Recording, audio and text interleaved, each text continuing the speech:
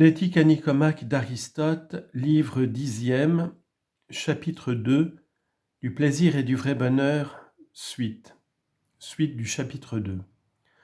Comment le plaisir serait-il davantage une génération ? Une chose quelconque ne peut pas naître au hasard d'une chose quelconque, et elle se résout toujours dans les éléments d'où elle vient.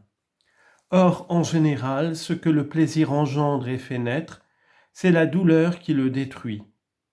On ajoute que la douleur est la privation de ce qu'exige la nature en nous, et que le plaisir en est la satisfaction. Mais ce sont là des affections purement corporelles. Si le plaisir n'est que la satisfaction d'un besoin de la nature, ce serait la partie où il y aurait satisfaction qui jouirait aussi du plaisir. Ce serait donc le corps. Mais il ne paraît pas du tout que ce soit lui qui en jouisse réellement. Le plaisir n'est donc pas une satisfaction comme on le prétend. Mais quand la satisfaction a lieu, il est possible qu'on ressente du plaisir, ainsi qu'on ressent de la douleur quand on se coupe. Cette théorie du reste semble avoir été tirée des plaisirs et des souffrances que nous pouvons éprouver en ce qui regarde les aliments. Quand on a été privé de nourriture et qu'on a préalablement souffert, on sent une vive jouissance à satisfaire son besoin. Mais il est bien loin d'en être ainsi pour tous les plaisirs. Ainsi, les plaisirs que donne la nature des sciences ne sont jamais accompagnés de douleur. Même parmi les plaisirs des sens, ceux de l'odorat, de l'ouïe et de la vue n'en sont pas accompagnés davantage. Et quant aux plaisirs de la mémoire et de l'espérance, il en est un bon nombre que la douleur n'accompagne jamais.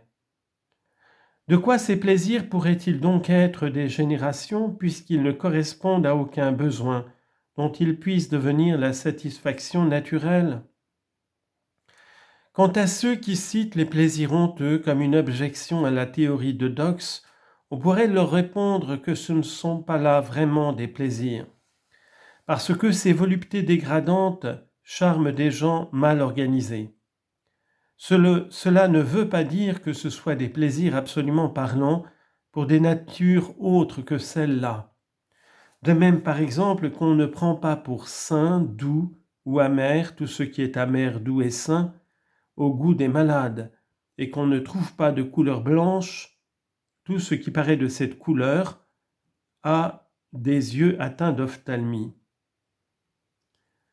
Ou bien ne pourrait-on pas dire que les plaisirs, en effet, sont des choses désirables, mais non pas ceux qui viennent de ces sources impures, comme la fortune est désirable, mais non pas au prix d'une trahison, comme la santé est désirable, mais non pas à la condition de prendre tout sans discernement. Ou bien encore, ne peut-on pas soutenir que les plaisirs diffèrent en espèces ?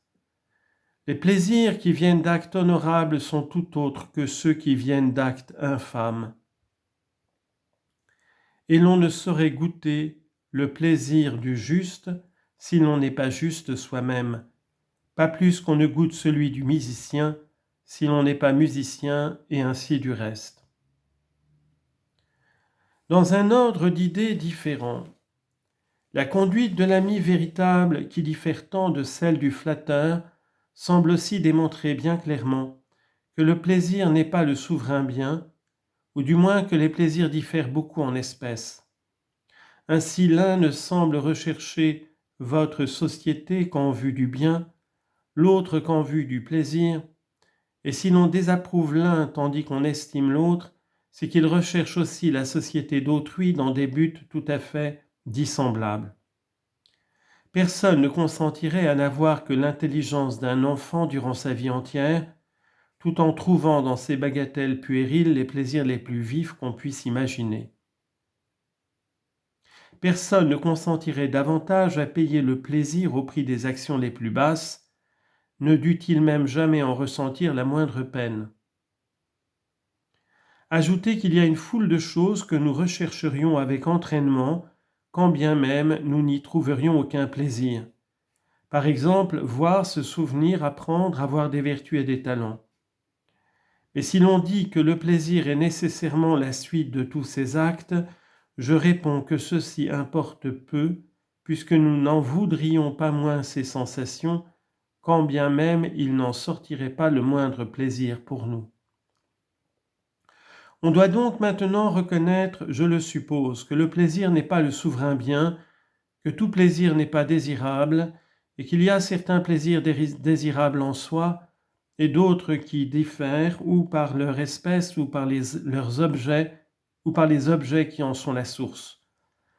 Mais en voilà suffisamment sur les théories qu'on a proposées pour expliquer le plaisir et la douleur.